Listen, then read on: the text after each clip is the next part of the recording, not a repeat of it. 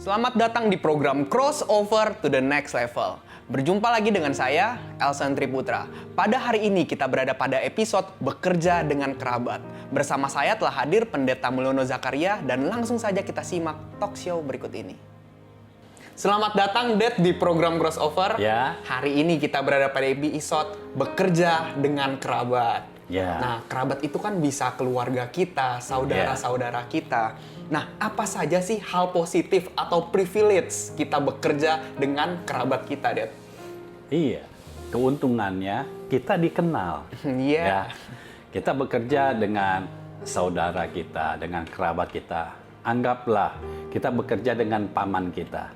Nah, waktu kita mau dijadikan karyawan, paman kita kan sudah mengenal kita. Om kita sendiri ini sudah mengenal kita. Kalau kita sudah diketahui orangnya baik, orangnya bertanggung jawab gitu, ada kepemimpinan, mungkin kita nggak perlu bekerja mulai dari staff.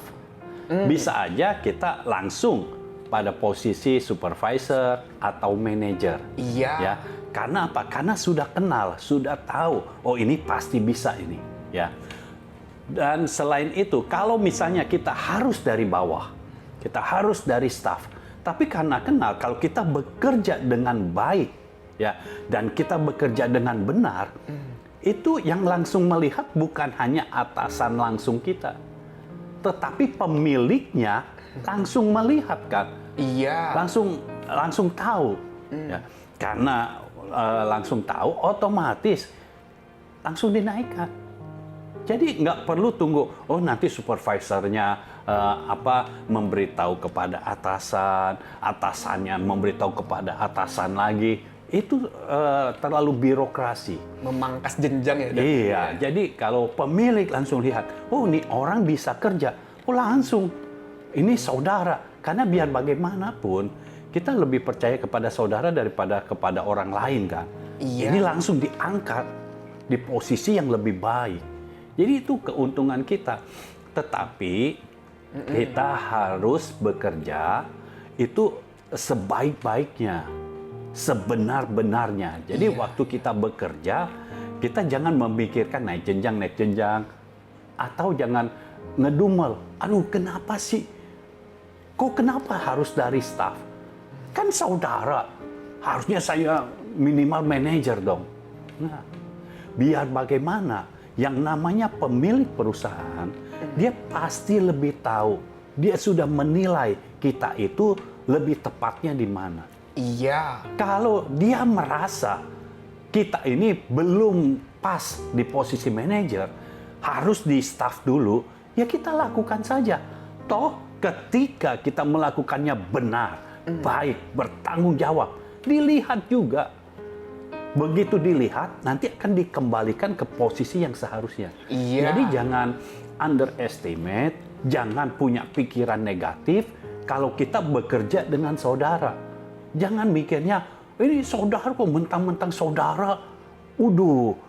Saya bukannya ditaruh di posisi yang lebih bagus, malah saya ditaruh di posisi bawah. Gitu. Saudara kok begitu? Ya. Jangan mentang-mentang saudara malah memperlakukannya seperti itu. Jangan punya pikiran seperti itu. Iya. Karena biar bagaimana, yang punya perusahaan siapa? Ya om kita itu. Paman kita itu. Dia yang lebih tahu. Karena dia kenapa mau kita masuk di perusahaannya? Kan tujuannya supaya perusahaannya maju. Iya. Ya. Bukannya kasih kerjaan kepada kita aja, tetapi juga mau perusahaannya maju dong. Tidak ada orang yang mendirikan perusahaan mau perusahaannya mundur atau segitu aja. Iya. Kita tidak bisa apa-apa, ya udahlah nggak bisa apa-apa, udah jadi manajer. Nggak bisa begitu. Itu namanya perusahaannya mengalami kemunduran. Nah, semua orang yang berbisnis mau maju. Yes. Kita pun, ya, kita bekerja sebagai karyawan atau kita dagang kecil-kecilan, kita pun mau maju. Semua orang mau maju. Jadi kita harus tahu, jangan berpikir kita nggak bisa maju karena om kita sentimen. Nah, kalau sentimen kita nggak diajak masuk ke perusahaannya. Iya. Tapi kita yang harus menunjukkan bahwa kita itu bisa bekerja dengan baik, bisa bekerja dengan benar. Yes. Ya, kalau kita punya kapasitasnya, namanya posisi akan mengikuti. Kita punya kapasitas, otomatis nanti posisinya akan datang. Iya. Yusuf punya kapasitas sebagai penguasa.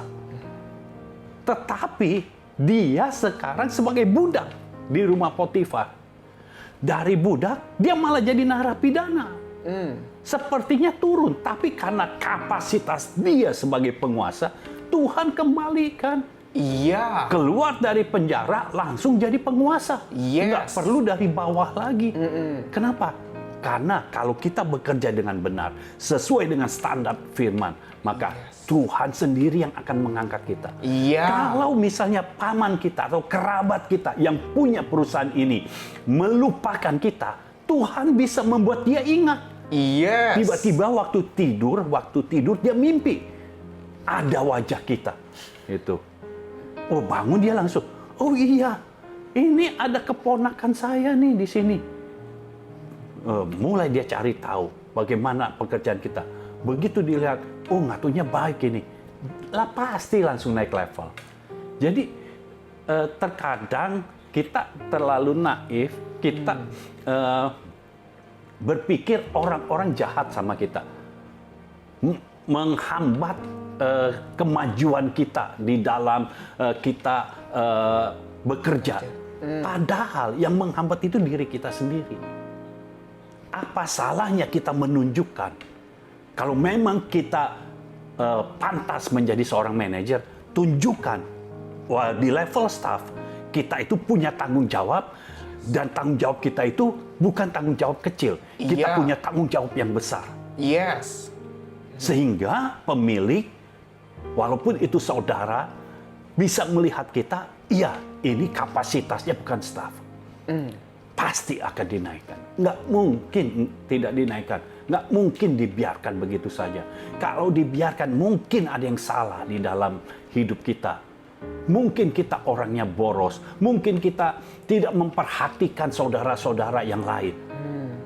Ya, jadi kita mesti introspeksi diri sampai kita tuh benar-benar tahu masalahnya apa. Iya. Karena kalau kita sudah melakukan yang benar, sekalipun kerabat kita yang memiliki perusahaan itu tidak ingat kepada kita, Tuhan pasti mengingatnya. Yes. Tuhan tidak akan tinggal diam karena kita punya Tuhan yang hidup. Iya. Tuhan pasti mengangkat kita. Amin. Daniel diangkat, Yusuf diangkat, Daud diangkat. Iya. Tuhan yang mengangkatnya. Sekalipun orang-orang di sekitarnya tidak mendukung, tetapi kalau Tuhan melihat kita sudah melakukan yang benar sesuai dengan yang Tuhan mau, Tuhan sendiri yang akan mengangkat kita. Amin. Ya.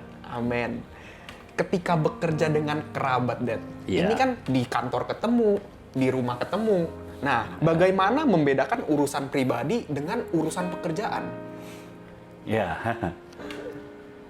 Jadi dalam acara keluarga suka berjumpa gitu. Nah, kita harus mengerti waktu kita ada di kantor, ada di perusahaan, kita ini karyawan. Ya. Memang ada hubungan saudara, tetapi tetap karyawan. Beda kalau kita berjumpa di luar, kita saudara. Iya. Ya. Di kantor kita harus menghormati paman kita. Ya, kalau paman yang memiliki perusahaan, kita harus menghormati paman kita sebagai atasan. Iya. Ya. Jangan berpikir, ini om yang baik hati. Tidak bisa. Karena waktu di kantor, itu dituntut pekerjaan kita itu harus baik dan benar. Begitu pekerjaan kita baik dan benar, baru ada om yang baik hati. Yang bisa mengangkat kita. Ya, beda kan kalau berjumpa di luar sebagai saudara, kita tidak melakukan apa-apa, om kita dengan yang baik hati itu langsung memberikan kita amplop. Ini buat jajan, ya, kasih 10 juta. Giliran bekerja, loh kok nggak ada ya? Ini udah bekerja ini.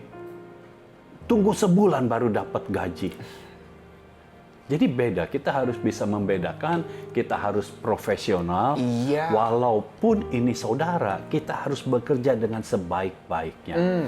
Justru kalau kita tahu ini kita bekerja dengan saudara, kita jangan berpikir, udah karena bekerja dengan saudara, udah semuanya gampang. Enggak. Kita harus bisa membedakan. Ketika di kantor, kita harusnya berpikir, kita mau bantu om kita ini, kita mau bantu kerabat kita ini, Iya. kita mau bantu supaya apa? Supaya perusahaannya maju. Jadi kita ikut memikirkan apa yang harus dilakukan supaya perusahaan maju, Iya. apa yang harus kita kerjakan supaya perusahaan maju. Jadi kita ini mendorong yang lainnya, karyawan-karyawan lainnya, mendorongnya supaya apa? Supaya sama-sama memajukan perusahaan. Yes. Jadi kita profesional, bukan karena saya saudara loh, saya saudaranya pemilik loh. Sampai atasan kita aja tidak berani sama kita. Karena apa? Karena saudara dari pemilik. Enggak. Kalau atasan kita memberikan kita tugas, ya kita lakukan. Walaupun kita punya saudara ini pemilik. Karena biar bagaimanapun atasan langsung kita, kalau tahu kita ini keponakannya bos, dia juga pasti kasih pekerjaannya, ya bagaimana ya, mau tidak mau memberi. Tapi kalau kita waktu menjadi staf, kita melakukan yang baik dan yang benar, Iya. atasan langsung kita bisa melihat, ini orang luar biasa. Padahal saudaranya itu pemilik, tapi dia benar-benar bekerja. Dan akhirnya apa? Atasan ini akan berbuat yang sama seperti yang kita lakukan. Iya. Dia aja yang posisinya udah dekat sama big boss nih, sama yang punya, ini bekerjanya seperti ini. Saya nggak ada apa-apanya sama bos.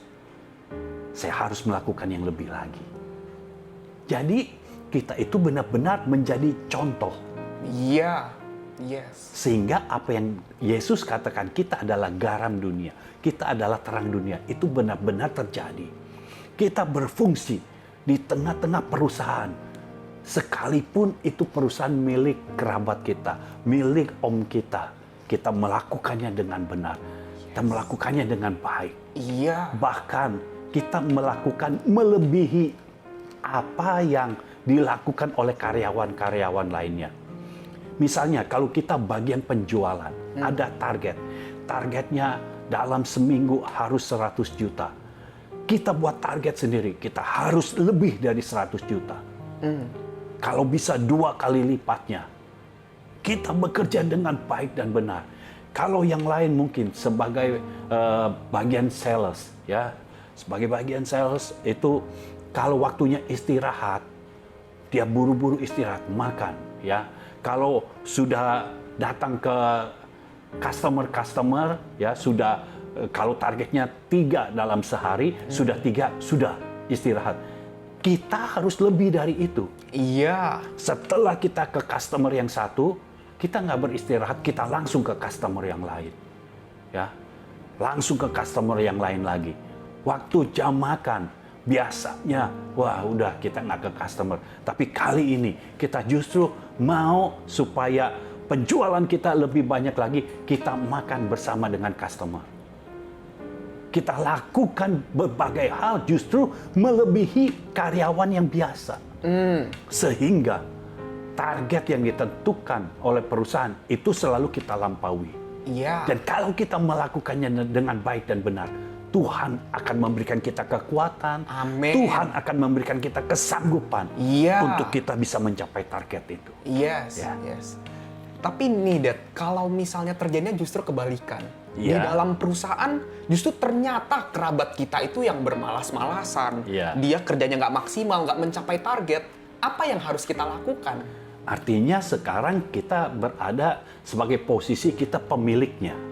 Ya. Iya. Kalau kita melihat saudara kita seperti itu, kerjanya malas-malasan, harus dipanggil. Karena sekali lagi, sebagai seorang atasan atau sebagai pemilik perusahaan, kita harus berfungsi sebagai bapak. Iya. Jadi panggil, tanya, masalahnya di mana? Kenapa dia bermalas-malasan? Karena begini, terkadang orang kenapa bermalas-malasan di situ? Mungkin ada kemungkinan tempatnya nggak tepat. Iya. Contoh, Iya. saya pernah bekerja. Ada satu orang bekerja di bagian dalam, ya, di bagian dalam. Kerjanya salah terus. Aduh, dianya sendiri sudah hopeless sama dirinya sendiri. Karena kerjanya salah terus. Ini mesti bagaimana? Salah terus. Lalu saya usul supaya dia diberi pekerjaan bukan di dalam tapi di luar. Jadi dipindah dia ke bagian luar. Begitu di bagian luar, luar biasa. Jadi rupanya dia orangnya nggak bisa kalau di dalam. Ya, kalau urusan administrasi itu sering salah. Ya, hitung-hitungan sering salah. Tulis diskonnya misalnya 5%. Ini pencet kalkulator suka salah. Bukannya 5%, malah yang kepencet 6. Jadi dia hitungnya salah. Diskon yang diberikan kebesaran. Terus waktu menginput di komputer, karena bagian di dalam harus berhubungan dengan komputer, dia bingung. Dia input yang berdasarkan yang menurut dia benar gitu. Tapi kok tetap bisa salah. Jadi dia sendiri sudah hopeless dengan dirinya sendiri. Itu yang bikin dia tuh bermalas-malasan. Jadi ketika dia di luar, baru dia bisa hidup. Dia disuruh pergi ke bank. Cepat sekali. Toto sudah kembali lagi dan semua yang kita minta itu sudah dilaksanakan. Ya. Jadi mungkin tempatnya tidak tepat. Nah, ada lagi sebaliknya. Seorang kolektor biasa nagih kepada customer. Tiba-tiba sekarang, ini sudah lama, mau dinaikkan lah. Kalau mau dinaikkan jangan jadi kolektor dong. Iya. Masuk ke dalam kantor. Masuk di dalam kantor, kok ini orang yang tadinya semangat, tidak semangat. Mulai masuknya terlambat, terus disuruh kerjain ini, males-malesan. Ada yang seperti itu. Lama-lama akhirnya tahu nggak? Dia keluar, tidak tahan. Rupanya dia lebih senang ada di luar. Jadi kita melihat, kalau itu kerabat kita lihat itu masalahnya di mana. Iya. Panggil itu, mumpung itu saudara kita, panggil. Karena kita harus punya pikiran yang positif. Iya. Dia mungkin bermalas-malasan karena dia tidak suka bagiannya. Itu sebabnya kita panggil, tanya masalahnya apa, berikan nasihat, diajarkan. Yes. Mungkin nanti ketemu masalahnya. Kalau ketemu masalahnya, kan tinggal dipindahin. Mungkin ini tempatnya nggak cocok, tinggal dipindah. Bagiannya dipindah. Sehingga kalau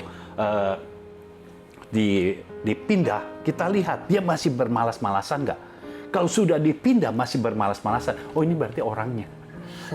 Ini bukan masalah tempatnya, ini masalah orangnya malas-malasan karena berpikir, gue kerjanya sama saudara sendiri, sama om sendiri, dan karyawan lain, atasan juga nggak berani menegur. Karena ini masih saudara. Nah, kalau udah seperti ini, harus diberikan peringatan. Iya. Jadi kita sendiri yang sebagai pemilik harus panggil dia dan kasih peringatan kepada dia. Gitu. Kalau kamu masih bermalas-malasan, kita tidak bisa terima. Ya. Apalagi kalau saudara kita itu, keponakan kita itu, karena mengetahui ini adalah perusahaan omnya sendiri, lalu dia korupsi, ini harus dikeluarkan. Iya. Karena kita harus mengajar. Keluarkan dia, jadi dia tahu yang dia lakukan salah. Iya. Artinya apa? Dia lebih baik bekerja di perusahaan lain terlebih dahulu. Kalau dia sudah bekerja di perusahaan lain, sudah bertobat, bisa dipanggil lagi. Bagaimana sekarang? Mau bantu lagi di sini atau tidak? Gitu. Kalau dia sudah berubah, ketika dia ditempatkan kembali, pasti dia tidak bermalas-malasan lagi. Iya. Jadi kita harus tahu, terkadang kalau kita yang menjadi pemilik, karena masih ada hubungan saudara, kita itu tidak enak. Aduh, kalau diberhentikan, masalahnya ini kan anak dari adikku atau anak dari kakakku.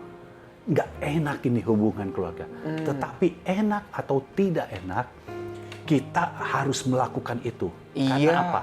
Karena ini seperti ragi di dalam adonan. Tahu maksudnya? Iya. Sedikit ragi menghamiri adonan. Kalau dia melakukan ini, dia melakukan korupsi. Apa dampaknya kepada karyawan yang lain?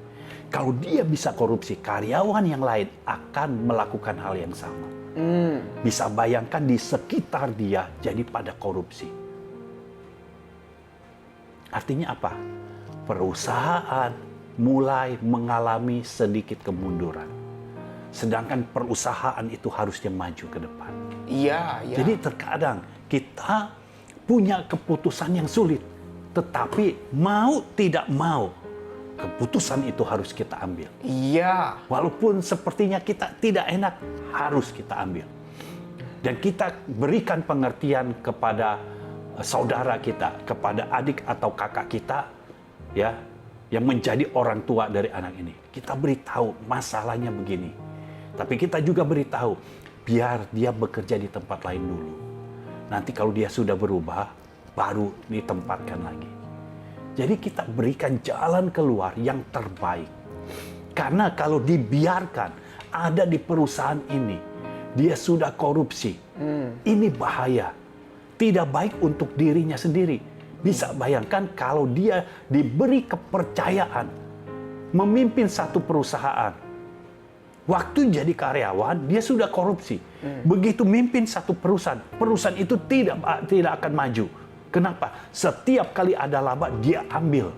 Bahkan yang dia ambil melebihi laba. Habis, artinya mundur perusahaannya dan akan ditutup. Jadi tidak baik untuk dianya sendiri, tidak baik untuk perusahaan, dan tidak baik untuk keluarga besar. Iya. Jadi itu yang harus kita ketahui. Keputusan memang sulit, tetapi kalau keputusan yang sulit itu harus diambil, kita ambil. Iya. Karena semua pasti beresiko. Kita mengeluarkan dia, ada resiko. Tapi kita tidak mengeluarkan dia, ada resiko juga. Jadi karena sama-sama ada resiko, kita ambil keputusan yang paling baik. Yes. Tapi masalahnya itu kan banyak, Dad. Masih nggak dikit orang yang menyalahgunakan posisinya ini. Masih berpikir, ini perusahaannya paman. Bahkan kalau anak, ini perusahaannya papa gitu. Ya, jadi mereka kerjanya itu nggak maksimal, Dad. Nah, di sini gimana, Dad, menyikapi orang-orang yang seperti itu? Iya, itu kan sikap hati yang salah ya. Jadi, kembali lagi, kalau kita ada di perusahaan, masing-masing itu harus dewasa. Jangan berpikir, apalagi kalau perusahaan bapaknya ya. Iya. Wah, itu lebih lagi. Aku kan anak. Tapi bapak yang benar akan menempatkan anak di posisi yang dia bisa belajar. Jadi ada bapak yang baik, ya, bapak yang benar, anaknya itu ditaruh dari bawah. Mesti belajar dari bawah. Tujuannya apa? Bukan karena sentimen, bukan karena tidak mau anaknya maju, bukan. Tetapi supaya anaknya bisa tahu kerjaan di bawah itu seperti apa. Iya. Jadi dia tahu semua perusahaan ini bekerjanya seperti apa. Karena kan bapaknya tahu satu saat perusahaan ini jatuh ke tangan anaknya. Jadi dari bawah. Tujuannya apa? Di bawah juga nggak lama-lama. Hanya dia perlu tahu. Nah, kalau di bawah dia sudah bekerja dengan baik dan benar, akan dinaikkan levelnya. Ya. Jadi dia udah tahu kan di bawah pekerjaannya seperti apa. Jadi dia tahu di bawah itu kalau ada buat kecurangan, kecurangannya itu seperti apa. Kalau ada yang baik, karyawan yang baik, tetapi tidak sampai ke telinganya, dia juga bisa tahu. Iya. Jadi makanya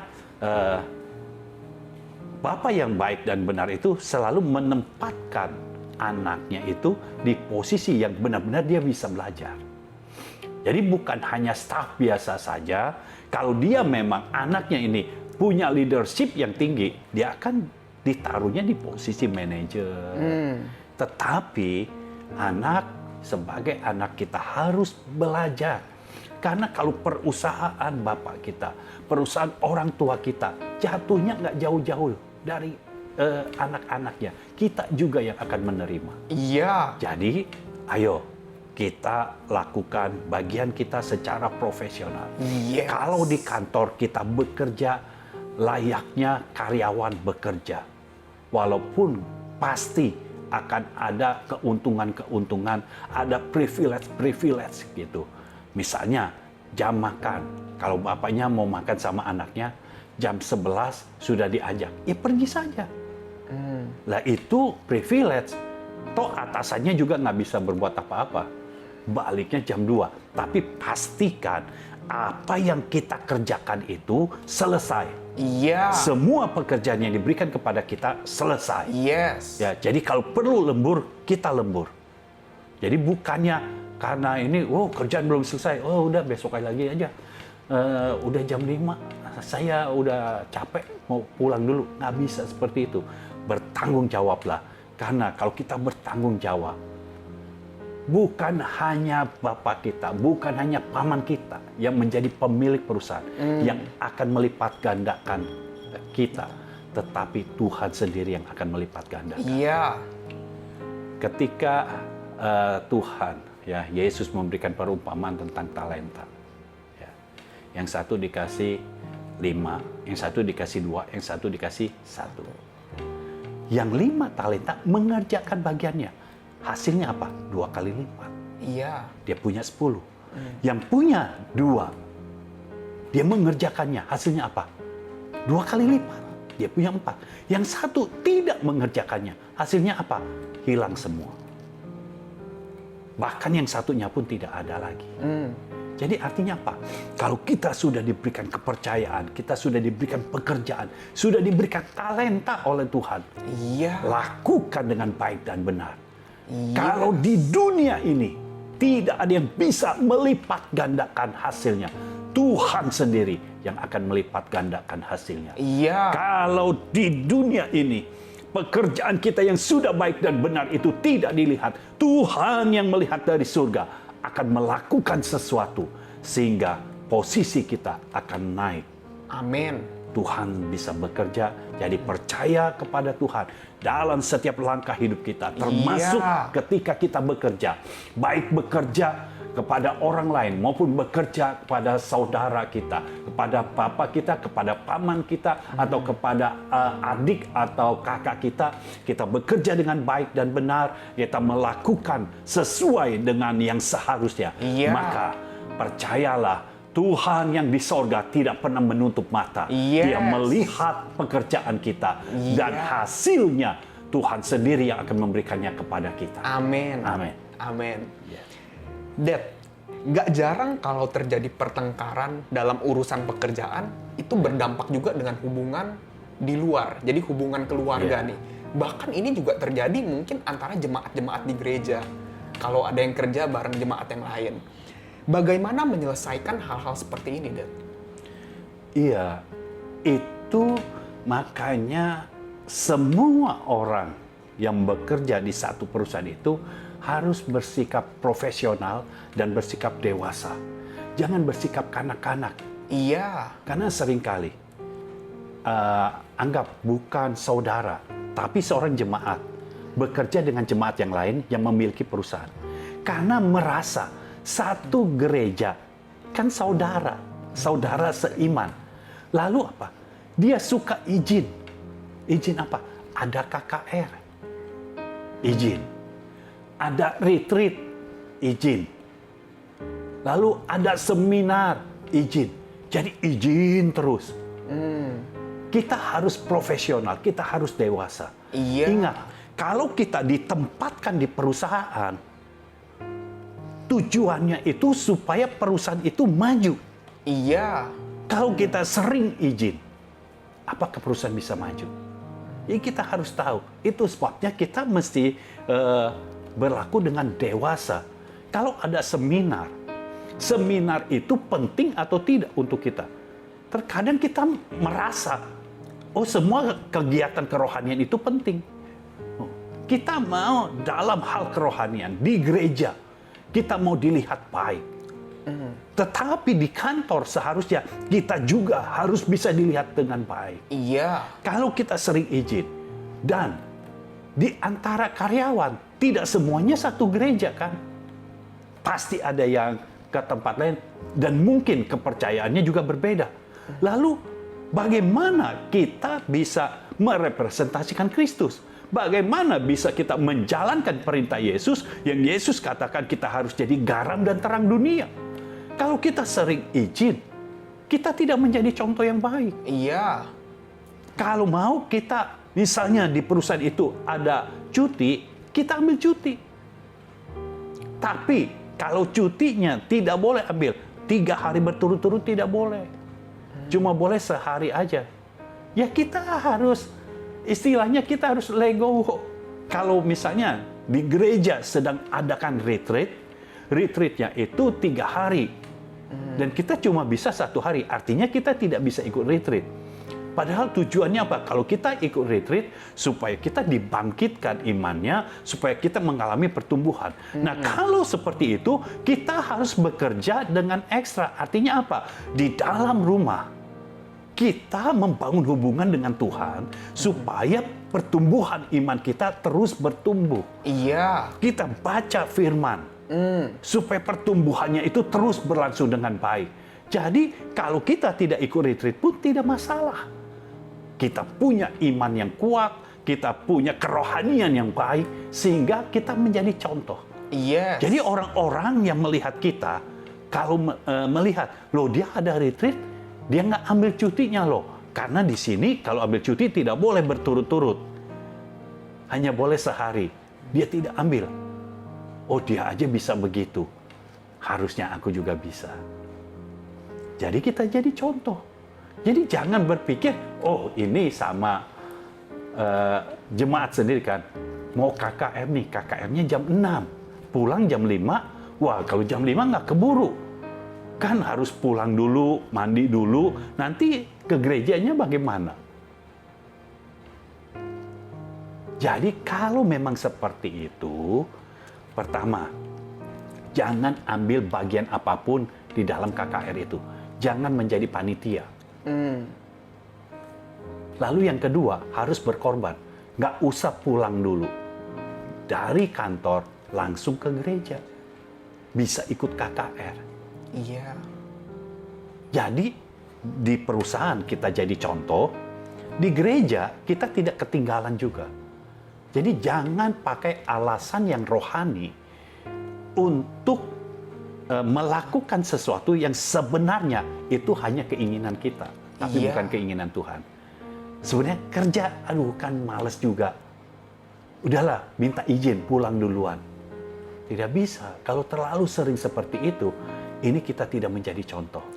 Lalu yang kita bilang, itu saudara seiman kita yang menjadi pemilik, tanggung jawab kita bagaimana dengan dia. Harusnya perusahaan ini lebih maju. Kita dipersilahkan, diizinkan bekerja di tempatnya.